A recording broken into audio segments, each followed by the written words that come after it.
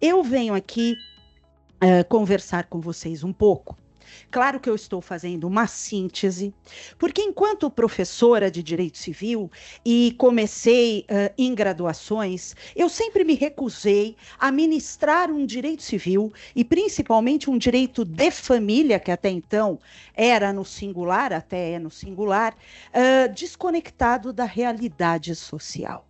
Até porque o direito de família no Código Civil até hoje é aquele do casamento civil entre homem e mulher, onde o Código o legislador intencionalmente, ele fez uma leitura para mais de 100 artigos e de forma intencional também, ele desprestigiou a união estável como se fosse uma família de segunda categoria com apenas 4 dispositivos, onde ele também fez questão de usar as palavras homem e mulher.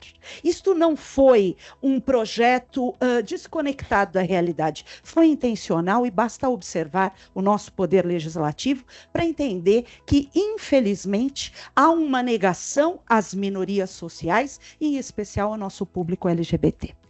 Então, aqui, eu trouxe o tema Famílias Multifacetadas. Vocês vão conhecer um pouco do meu trabalho. Este é o tema, o nome do meu livro, da minha obra, Famílias Multifacetadas, que foi publicada no ano passado pela editora Revista dos Tribunais. E tudo começa na ADI 4277 do Supremo Tribunal Federal.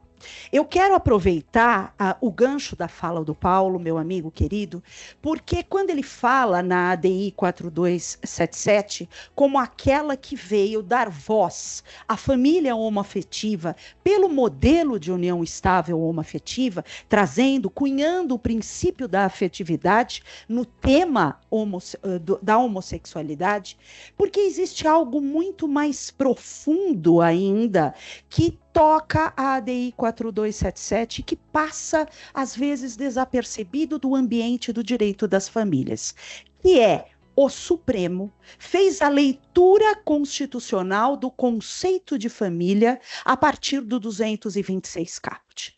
Diz o 226 caput que a família é a base da sociedade. Base da sociedade porque todos nós temos as famílias, né? Aquelas que a vida nos deu. E por isso, por ser considerado base da sociedade, tem-se a proteção especial do Estado. Como explicou o Paulo, temos 3 núcleos expressos ali, casamento entre homem e mulher, temos a família monoparental formada do ascendente para os descendentes e a união estável também de homem e mulher. Nesta decisão paradigmática, abriu-se a interpretação do conceito de família para famílias e disse o ministro relator, ministro Carlos Aires Brito, que sempre fez poesia nos seus votos e acórdãos, que as famílias são múltiplas, as famílias são poliformes, e foi ele quem trouxe esta palavra, famílias multifacetadas, para nos dar alusão de multi para pluralidade, para o número indeterminado de famílias e facetadas de caras, facetas, formatos, jeitos de ser. E esta foi a ideia de que nós não precisamos de uma expressão legal para permitir esta ou aquela família, porque família é locus, é lugar de afeto, é lugar de escolha espontânea, é lugar de realização da felicidade pessoal e da dignidade de cada um dos seus membros. Então foi daí que veio o jargão, que as famílias são múltiplas, que elas têm muitas vertentes, elas têm muitos rostos, muitas facetas, e foi daí que ele trouxe, e o voto dele é verdadeira poesia, convido todos à leitura, ele trouxe a frase, a família é um continente. E foi aqui que eu pedi ajuda, né, aos quase universitários, meu filho de 17 anos, para que fizesse esse slide. Eu disse assim, filho, ponha num slide um continente. Porque o continente, essa frase, ela é tão profunda, porque imaginem um continente que tem na sua junção países diversos, com letras diversas, falas, línguas, idiomas diferentes, caras, cores, culturas, histórias e tradições. Este é o conceito da família.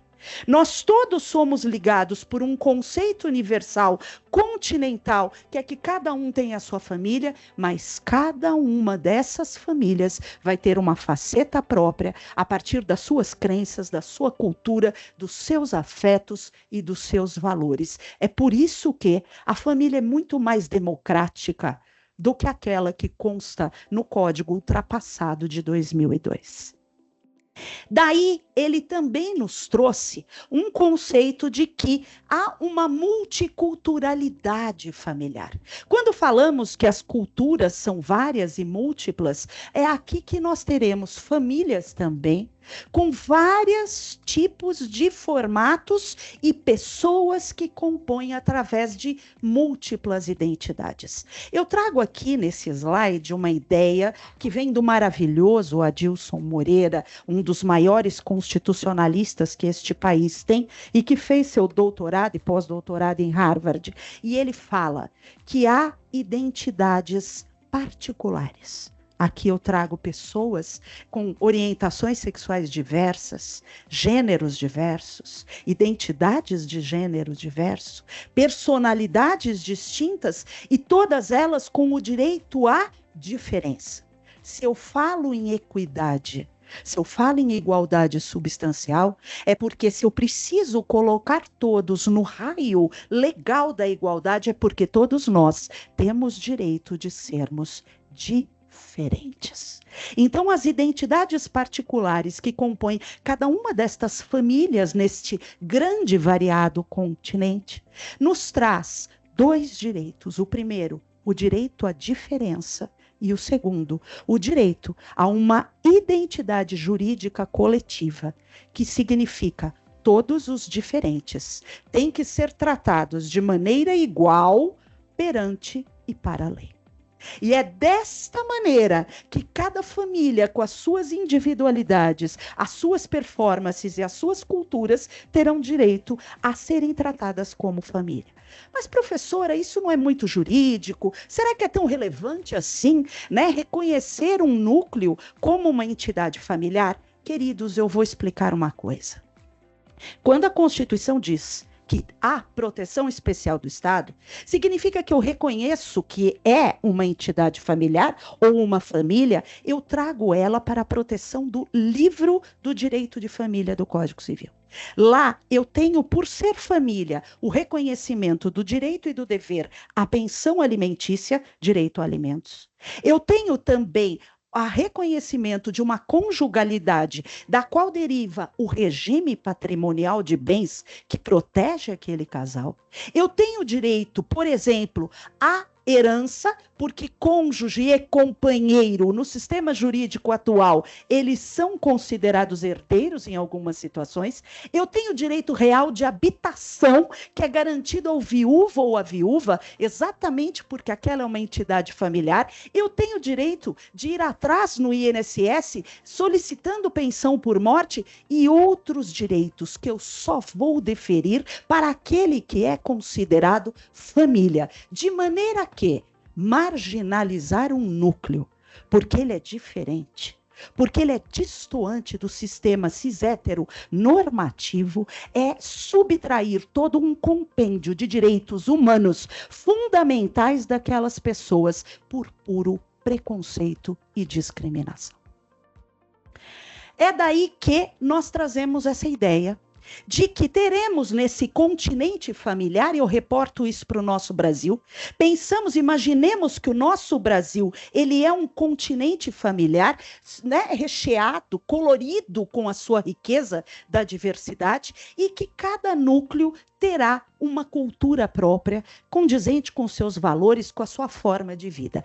Não vamos nos esquecer que a cultura é um outro direito assegurado dentro da Constituição Federal, inclusive um multiculturalismo, e dentro desta cultura nós temos crenças, valores, modos de viver e modos de se relacionar que são distintos uns dos outros. E é aqui que entra a proteção destas famílias multifacetadas.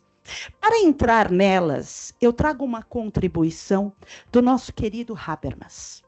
É claro que quando a gente fala em direito, e a gente fala um direito de verdade, não o direito positivado no Código Civil atrasado, a gente precisa estudar sociologia, filosofia e antropologia, porque senão o direito fica extremamente superficial. E quando eu vou julgar alguém dizendo que eu não compactuo com a sua forma de união, ou com a sua orientação, ou com os amores, ou com a forma daquela família, eu estou usando uma ética, entre aspas, e uma moral de uma maioria. Eu pergunto aos senhores, moral de quem? Ética de quem? A única ética que eu preciso numa sociedade verdadeiramente democrática é a neutralidade ética do ordenamento jurídico. O ordenamento jurídico, sim, ele tem que ser ético e neutro para alcançar toda a diversidade dentro do universo familiar. Essa é a única moralidade ética que verdadeiramente numa sociedade democrática nós temos que defender. Aqui eu apresento esse direito antidiscriminatório das famílias. Claro que eu não vou esperar que isso esteja lá no Código Civil, como eu disse aos senhores, que está atrasado, ultrapassado, e lá não existe quase nada.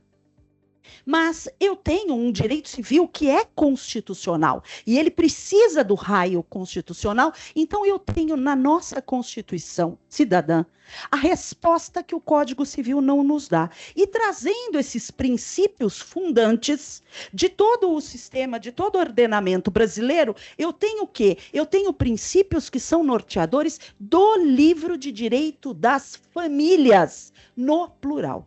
E aqui eu destaco alguns, como o princípio da dignidade da pessoa, no artigo 1º, inciso 3º, a cidadania, que é o direito a ter direitos. Toda pessoa tem direito a ter um núcleo familiar. Toda pessoa tem direito a uma intimidade sexual. Toda pessoa tem o direito do seu núcleo particular, onde ele escolhe aquelas pessoas que são da sua afetividade. Aqui eu destaco a cidadania sexual. E falo de um pluralismo que está ali também no artigo 1º, no inciso 5º. O pluralismo não é só político, ele não é só ideológico, ele é um pluralismo que perpassa também as formas de constituir famílias.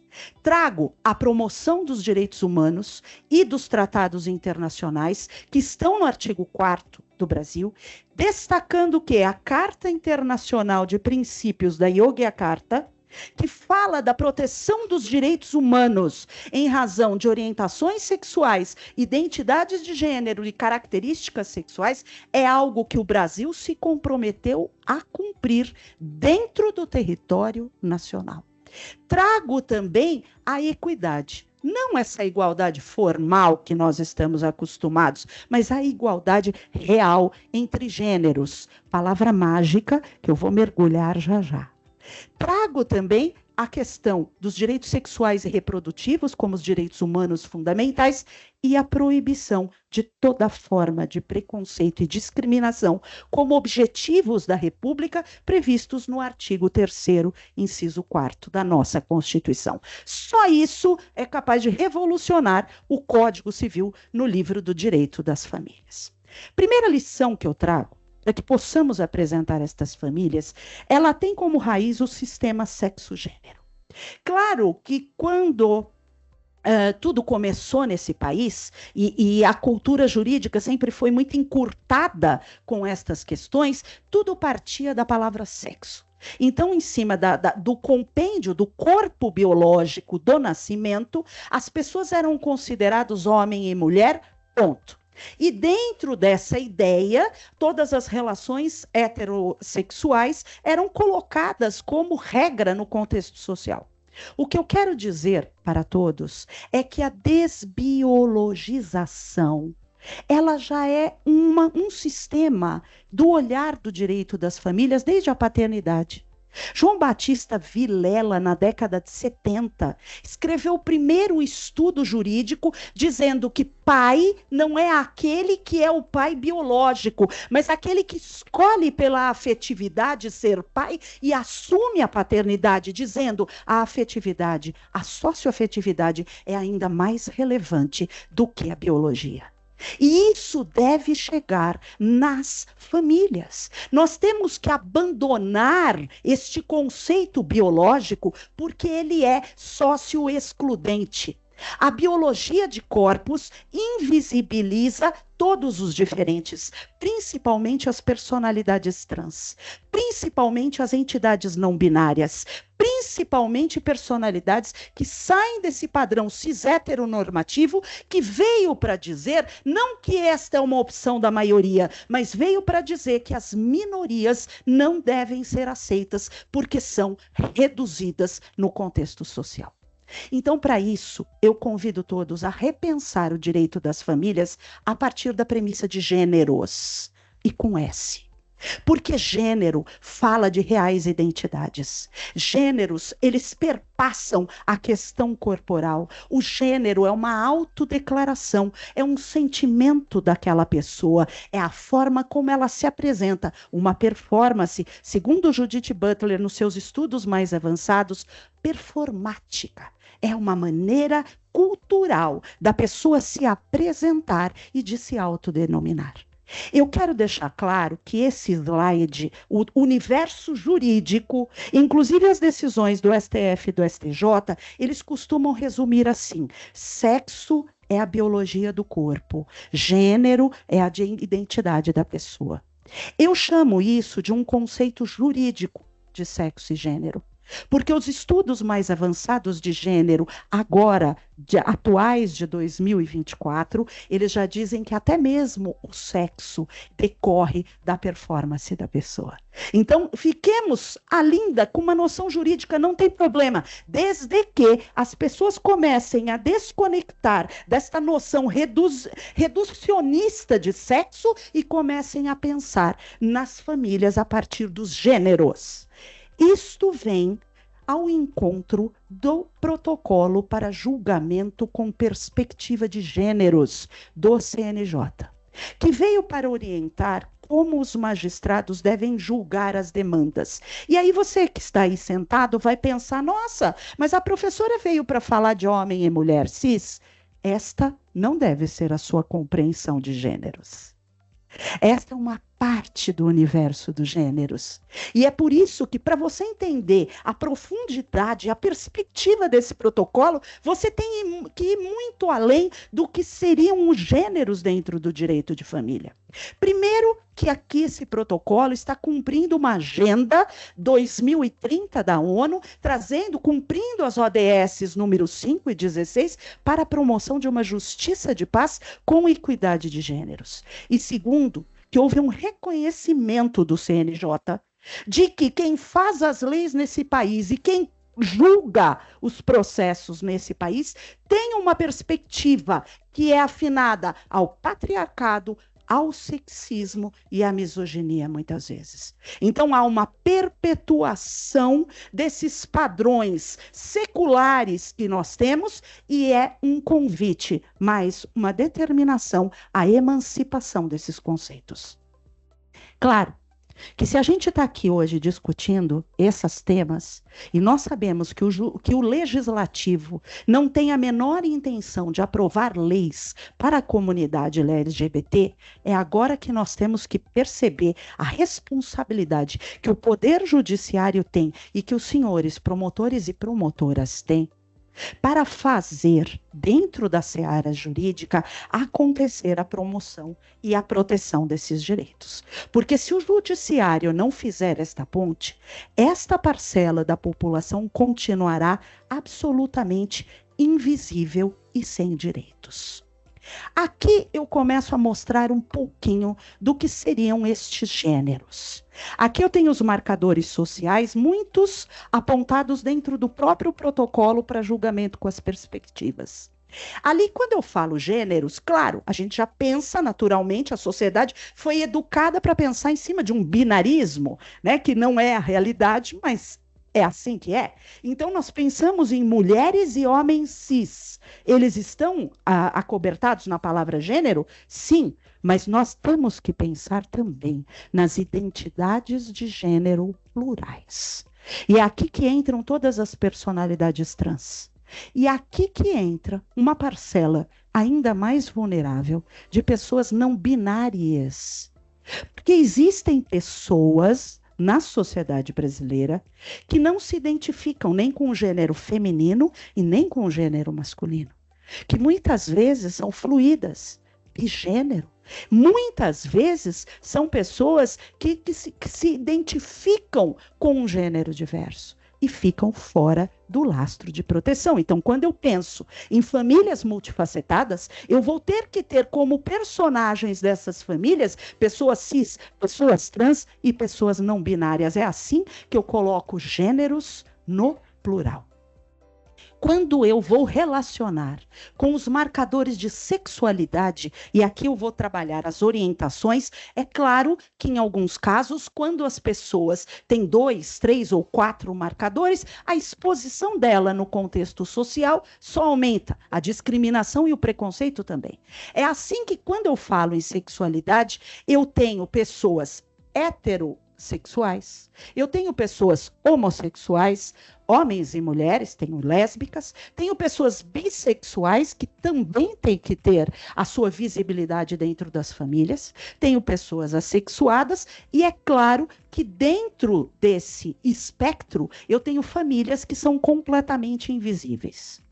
Quando esta vulnerabilidade do eixo gênero e sexualidade cruza com outras como raça e classe social, cruza com mulheres com deficiência, pessoas com deficiência, cruza com determinadas posições familiares, famílias como monoparentalidade, como poliafetividade, que já são polêmicas por si só, cruza com os fenômenos do preconceito por idadismo e etarismo.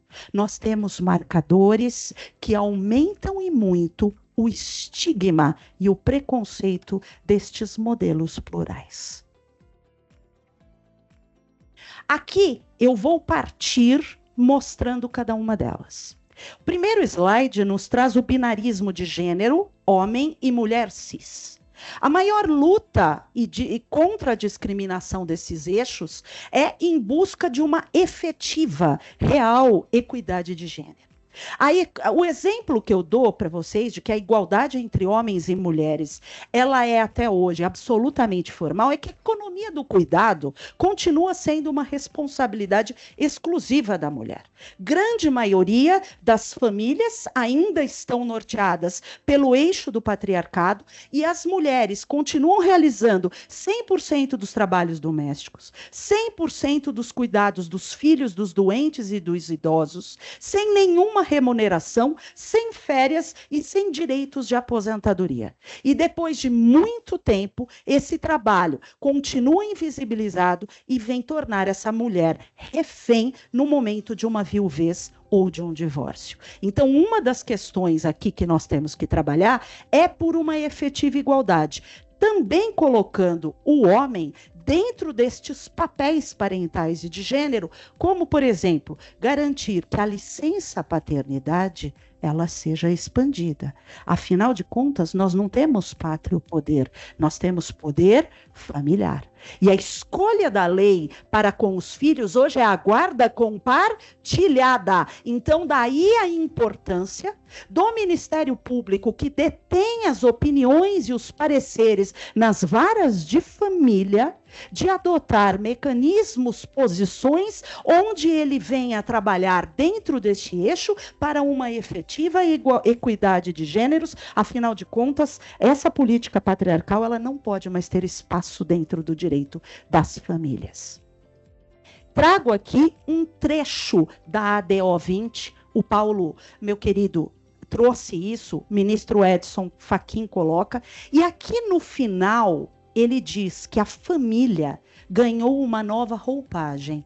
acompanhando um caminhar da sociedade que paulatinamente deixa de se centrar numa visão de família patriarcal e passa a admitir que os vínculos familiares centram-se no afeto das relações entre as pessoas. Então percebam que os tribunais superiores estão comprometidos com uma efetiva equidade de gêneros e nessa ADO, especificamente, a discussão foi sobre a ampliação da licença paternidade. Afinal de contas, se os papéis parentais devem ser iguais, por que o tempo é diferente?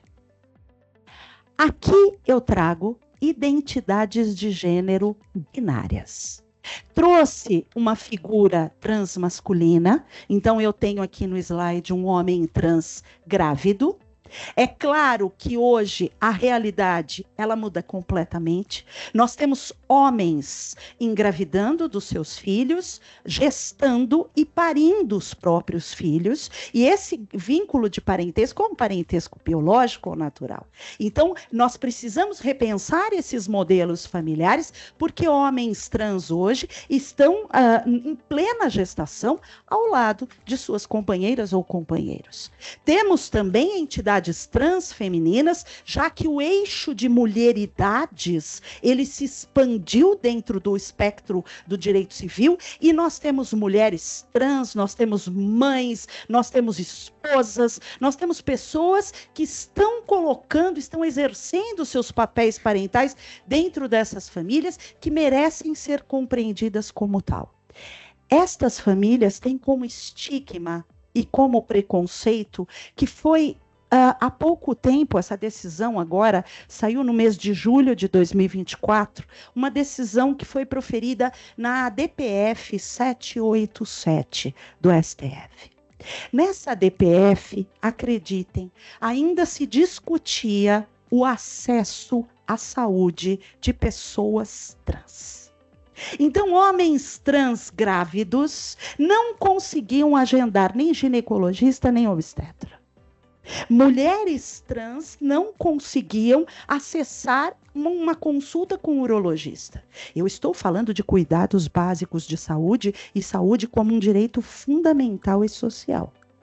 E eles não conseguiam agendamento porque faltava boa vontade política para a adaptação do sistema do SUS, para que pudesse compreender que pessoas trans têm corpos dissidentes. E tudo bem? É normal ter corpos diferentes. Lembra que eu disse que a única forma de real equidade é preservar o direito à diferença? É aqui. E a segunda parte desta ADPF, que veio reconhecer os direitos, ela veio com a DNV, Declaração de Nascido Vivo. Porque até então, a ideia do direito era restrita às famílias cis-heteronormativas e dizia assim, quem vai parir é sempre a mãe. E hoje, na realidade das famílias multifacetadas, não é sempre a mãe que vai parir. Tem casos em que é o pai quem vai parir. E tem casos que é a barriga solidária quem vai parir e que nem mãe é. Então, por isso, a DNV foi alterada para retirar a palavra mãe na declaração de nascido vivo e colocar a expressão parturiente, porque assim eu possibilito o registro correto em cartório. O cartório não pode fazer um registro diferente daquele que consta da DNV. E, de repente, um pai paria, era registrado ali como mãe, mas tinha um documento como pai e eu tinha uma flagrante violação dos direitos da personalidade daquela pessoa. Aqui eu trago outra ideia de gênero. São os gêneros não binários. Existem as pessoas que não podem ser invisíveis porque há um lastro de extrema vulnerabilidade, que não estão dentro desse espectro conhecido, dentro dos moldes cis de masculino e feminino. Aqui eu trago pessoas intersexo. Quero lembrar a todos que pessoas intersexo são pessoas que têm características sexuais que são consideradas, eu não gosto desse nome, mas é o que está na resolução do Conselho Federal de Medicina, ambíguas. Elas são, na verdade, compatíveis, tanto com o corpo masculino como com o corpo feminino. E muitas vezes, esses compatíveis são genitálias, que podem ser externas e internas, conjunto hormonal e conjunto de reprodutor da pessoa. E essas pessoas intersexo, que até então são invisíveis na nossa comunidade, elas vieram protegidas pela Carta de Direitos, né, de Direito Internacional da Yogyakarta, chamada de Plus 10. É uma carta que veio complementar a carta original de 2006. Ela surgiu em 2017. Surgiu por pressão da ONU na campanha Livres e Iguais, quando nós demos atenção a essas pessoas que não se conhecem nem como mulher e nem como homens. Sociedades mais evoluídas, como a Alemanha nesse ponto e como a Argentina, já adotaram diretamente nos cartórios a possibilidade de que qualquer pessoa adulta vai até lá para fazer alteração do seu gênero, não sexo. O correto é gênero. E qual é a alteração? Masculino, feminino ou diverso. Por quê? Por reconhecer que a sociedade é muito mais plural do que aquele conceito restrito do binarismo de gênero.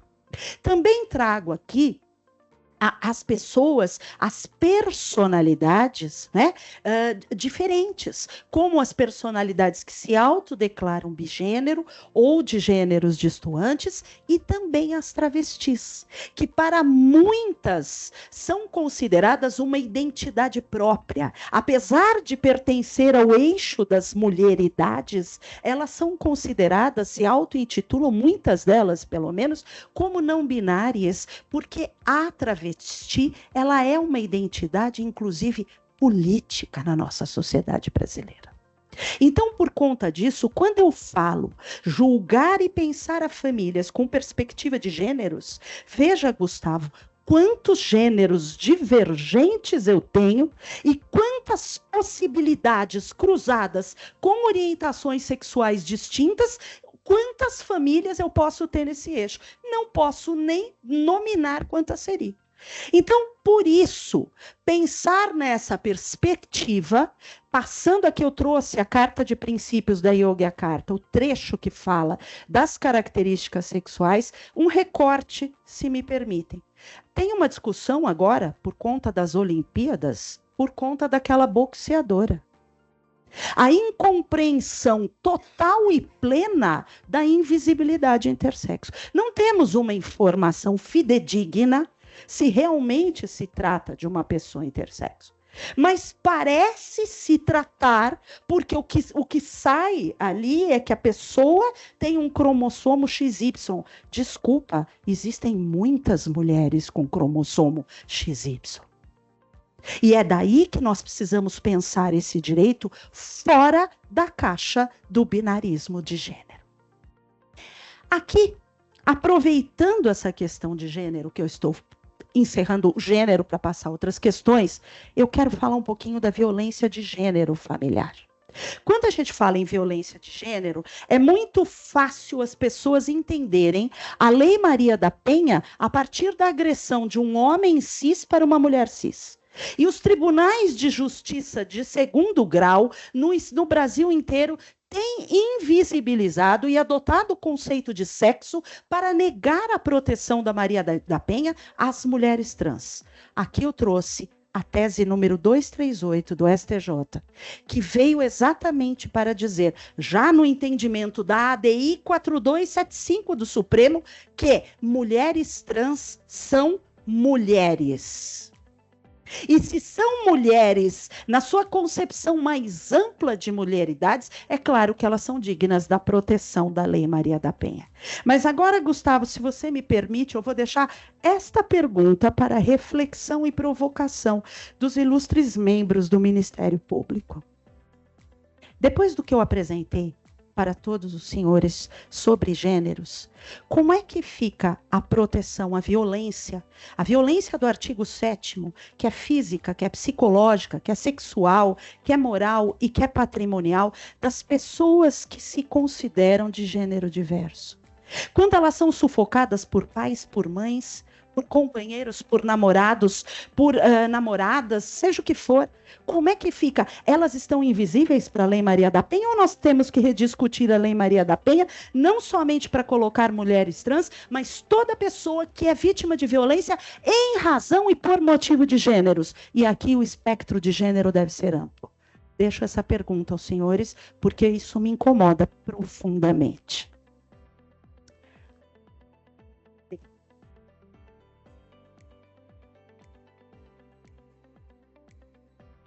Avançando, eu estou morrendo de medo de não dar tempo. Avançando, eu quero dividir essas famílias em famílias conjugais e famílias homotransparentais. Famílias conjugais, como o próprio nome diz, eu tenho uma relação afetiva e sexual entre aquele casal, entre aqueles parceiros. Então, nós temos um modelo de união estável, e aqui o Paulo já falou da ADI 4277, vou me abster de falar, e tem os casamentos, tanto hétero como homoafetivos, lembrando que até hoje a única coisa que temos no Brasil para respaldar estes casamentos é uma singela resolução do CNJ. Nós precisamos de muito mais do que isso. Temos as famílias homotransparentais, e aí o eixo, ele é um eixo vertical.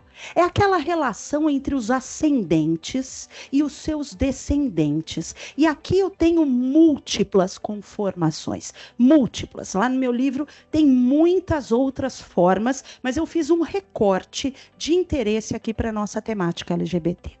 Então aqui, dentro dessas formas que as famílias LGBT têm de firmar esse parentesco com a sua prole, muitas das formas serão apresentadas.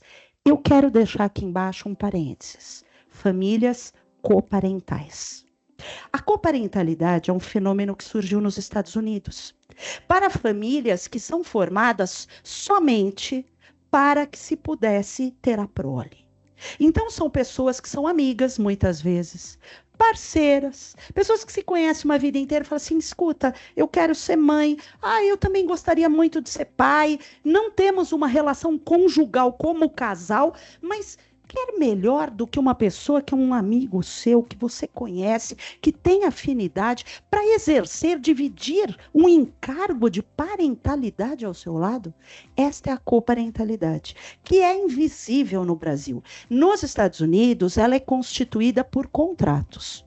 Com a reprodução humana, pessoas que são descasadas, mas que têm esse propósito comum, podem se dirigir a um desses laboratórios e contratarem o procedimento para assumir uma paternidade, uma maternidade, ou duas maternidades, ou duas paternidades, como desejarem, porque ali haverá um pacto entre eles de um exercício de uma parentalidade de forma planejada, de forma desejada. Aqui no Brasil, diante da invisibilidade da lei, isso segue por alguns contratos. Inclusive, tem um grande apresentador de TV que veio falecer, e a questão que perpassa o seu processo é exatamente essa. Diz a viúva que ela vivia em união estável com ele. Diz algum dos filhos que não era uma união estável, que era só uma coparentalidade. Enquanto nós não tivermos a regulamentação desta família no Brasil, nós teremos uma grande confusão que pode causar extrema injustiça.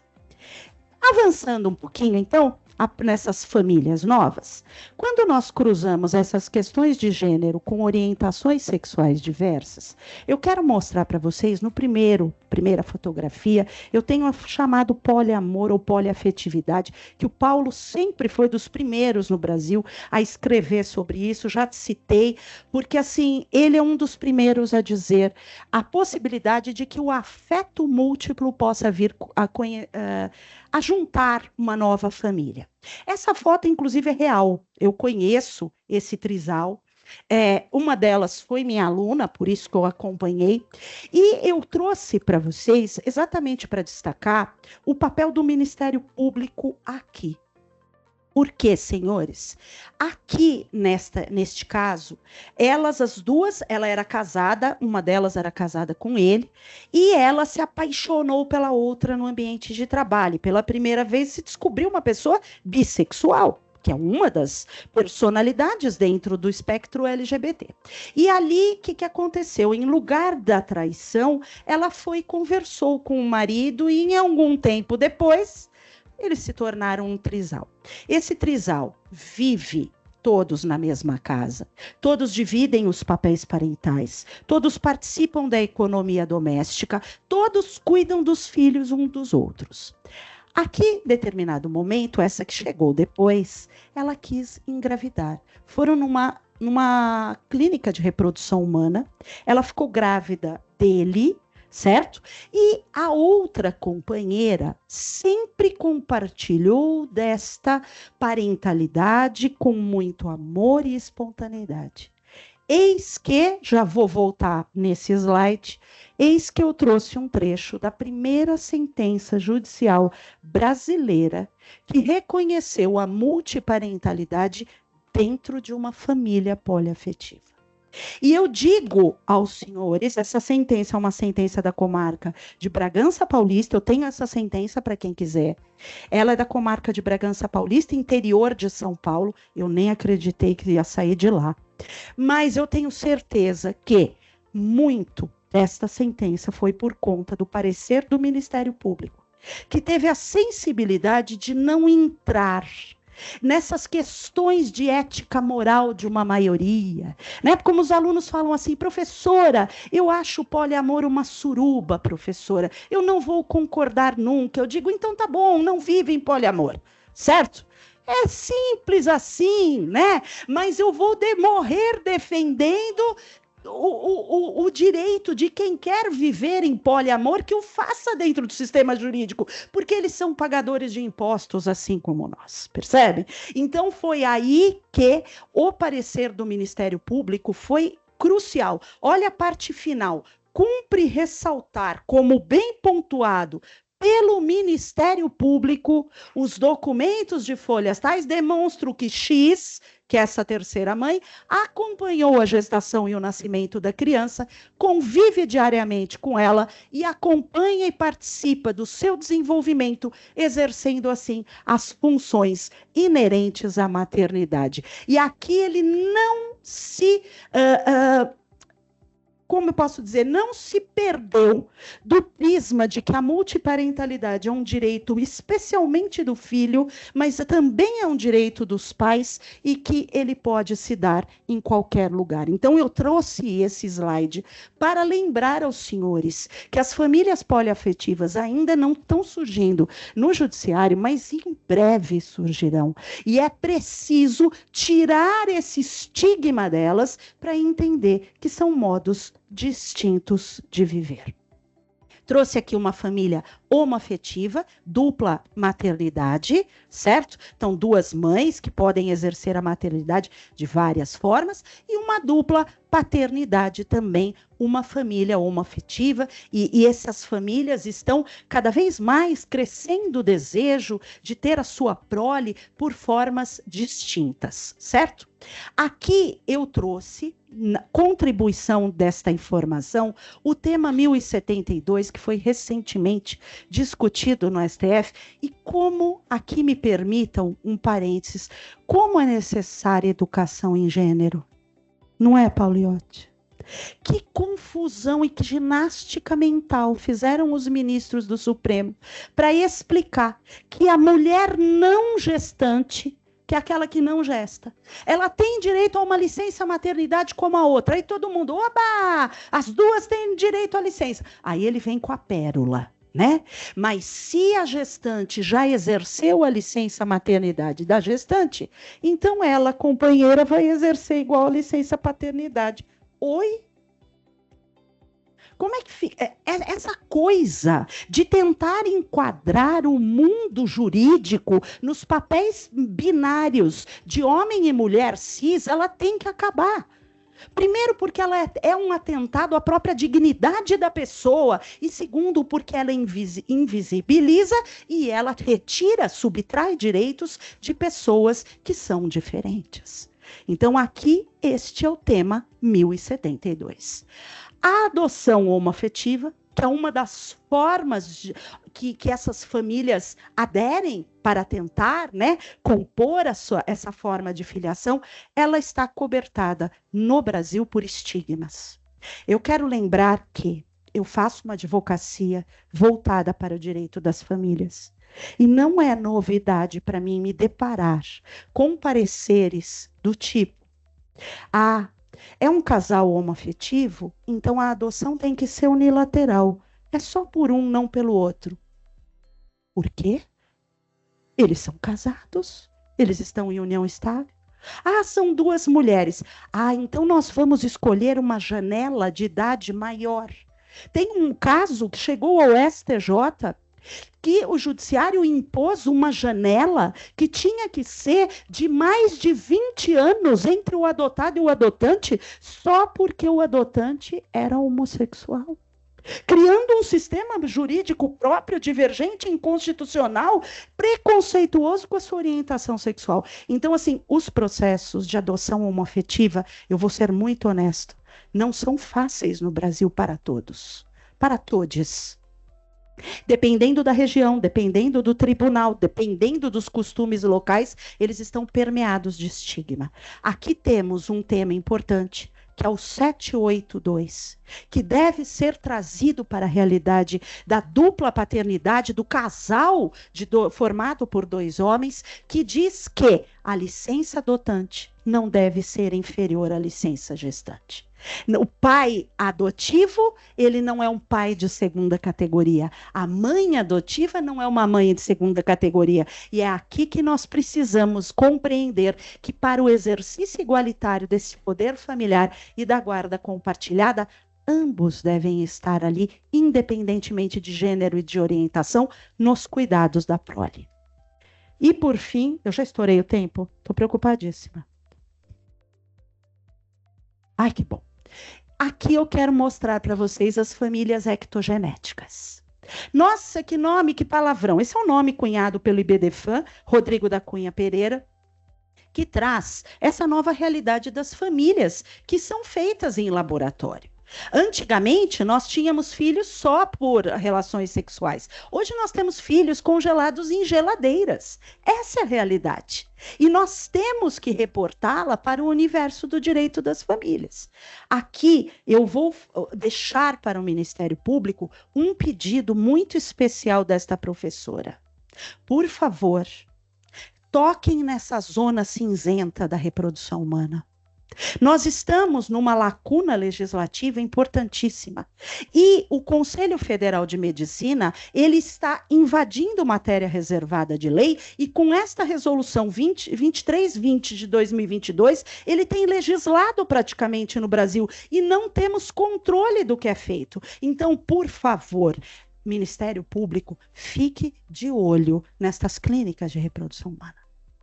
Aqui, paciente é qualquer pessoa, diz a resolução. Mas eu já digo que há um critério aqui excludente. Porque quem pode pagar a reprodução humana no Brasil com as nossas desigualdades sociais? Ainda que seja oferecido pelo SUS, quantas pessoas têm acesso a este tipo de planejamento familiar? Mas alguns avanços são bacanas, como eu vou mostrar agora. Temos a gestação compartilhada, isso é muito comum nas famílias de duas lésbicas, onde uma delas fornece o óvulo, que é fecundado em laboratório, e o embrião formado, ele é introduzido no corpo da sua companheira, e ela é quem vai gestar o bebê. É uma maneira de que as duas possam participar, e isso está aqui na gestação compartilhada. Trago a FIV homóloga, que pode ser feita em vida e de forma póstuma. FIV é fertilização in vitro. Homóloga é quando eu uso o material genético do próprio casal. Em vida, quando os dois estão vivos e póstuma, uma questão surreal, que a gente pensa que é uma sociedade distópica, mas não, está lá no Código Civil autorizado, no 1597, que nós temos a realidade brasileira de que um filho pode vir a nascer depois que o pai ou a mãe estiverem mortos. E é aqui que nós temos ali uma lacuna com muitas questões jurídicas que podem decorrer disso. Aqui eu trouxe alguns exemplos da FIV.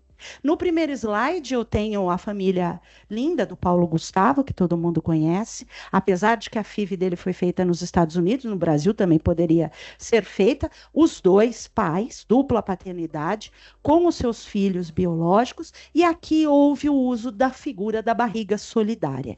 Para quem não sabe, a expressão barriga de aluguel não é adequada. A Constituição Federal veda a comercialização de qualquer parte do corpo humano. Então, não pode ser aluguel, porque aluguel pressupõe uma renda. Então, ela é cedente do útero ou barriga solidária. O segundo slide que eu trago é de uma monoparentalidade. Nós tivemos, inclusive, ali o quarto dos vídeos promovidos pelo MP era uma monoparentalidade masculina, né? Aquele magistrado que adotou aqueles dois meninos. Aqui eu estou esboçando uma monoparentalidade feminina. Estão aumentando o número de famílias solos, mães e pais que resolvem adotar e enveredar ali para o desejo desse planejamento familiar. E tenho também a FIV, que vem para socorrer casais inférteis, homem e mulher cis, que não conseguem a concepção natural, e a FIV vem como um sistema de expansão desta possibilidade. Trouxe aqui a FIV heteróloga. Heteróloga significa que o parentesco aqui, pelo menos com um deles, é socioafetivo. Um deles realmente é infértil, ou, por exemplo, dois homens. Está faltando o quê? O óvulo. Então, eu terei uma doadora anônima que cederá este óvulo para a fecundação a partir do espermatozoide de um deles. Então, isso se chama fertilização in vitro heteróloga. Na maioria desses casos, eu tenho a figura da barriga solidária. E eu mostrei aqui a figura que nessa foto, a barriga solidária é a avó. Porque a resolução do Conselho Federal de Medicina, ela exige que a figura da barriga seja parente até quarto grau de um dos dois, certo? Casos fora disso, somente autorizados pelo Conselho Regional de Medicina. E além disso, essa pessoa, ela tem que ter ao menos um filho vivo. Então, estão crescendo números de barrigas solidárias no Brasil. É diferente de outros países, como Índia, Estados Unidos, mas é algo que é preciso regulamentar. Aqui, dois tipos de doação dos gametas. A primeira regra, que é o anonimato. Então, há um banco de espermas e um banco de óvulos, e ali vai se escolher sem que o receptor saiba quem é a outra pessoa, porque não haverá vínculo de paternidade nem maternidade com o doador deste material, mas nós temos agora a doação de gametas de parente, que veio para a resolução por força de criação jurisprudencial. Então, imaginem comigo, eu tenho um casal homoafetivo, João é casado com Mário, certo? Mário, eles querem um filho em laboratório. Mário vai doar o seu espermatozoide para a concepção do embrião. Gostaria muito do material genético do seu parceiro João. O que ele faz? Pega o óvulo da irmã do João e fecunda. E ali eu terei um filho que tenha um material genético dos dois parceiros. E isso é possível agora com essa chamada doação de gametas dos parentes, tá? Então é bem bacana esta possibilidade. Por fim, eu trago a realidade da inseminação artificial caseira. Este é outro ponto que o Ministério Público tem que ter grande atenção. Isso porque nós sabemos que, apesar da proibição de que esses materiais sejam comercializados, nós sabemos que na internet muitas destas questões andam soltas. Pessoas oferecendo espermas a partir de dinheiro. E aqui, principalmente mulheres lésbicas, que não conseguem, por questões sociais, acesso a essas clínicas, elas acabam recorrendo a essa inseminação artificial caseira. Isso sem um contrato para explicar como é feita esse tipo de fertilização, esse parentesco que é heterólogo, sem uma verificação da qualidade desse esperma, doenças pré-existentes e outras, é um perigo para todas as pessoas envolvidas. Pessoas que passam pela clínica de reprodução humana não precisam do judiciário para registrar seus filhos. Aqui, de novo, uma questão elitista.